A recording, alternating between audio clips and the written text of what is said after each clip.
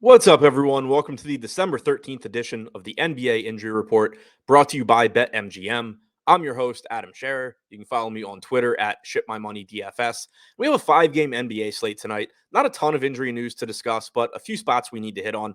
But first, click the link in the description below, sign up and make a deposit at BetMGM, and receive a risk-free first bet up to $1,000 on your first wager of at least $10.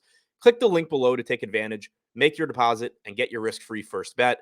Now, looking at the injury news that we're waiting on, starting with the Philadelphia 76ers, Anthony Melton is questionable for tonight's game. If he's good to go, he's likely to give you around 32 minutes. If he's out, it's likely that we get Shake Milton sliding into the starting lineup. There are other routes that the Sixers could take, but we have seen Milton essentially being Milton's backup. So I do think you would see Shake Milton reemerge as a starter and see a nice bump in minutes. He hasn't become extremely inexpensive yet, but he would offer some value if he finds his way into the starting lineup. For the Sacramento Kings, De'Aaron Fox is questionable. He went through shoot-around, and he was a full participant at practice yesterday, so I expect him to play, but he is still listed as questionable. If he misses this game, we once again should see around 30 minutes from Davion Mitchell. He's not a good point-per-minute guy, but he would project as a reasonable point per dollar value.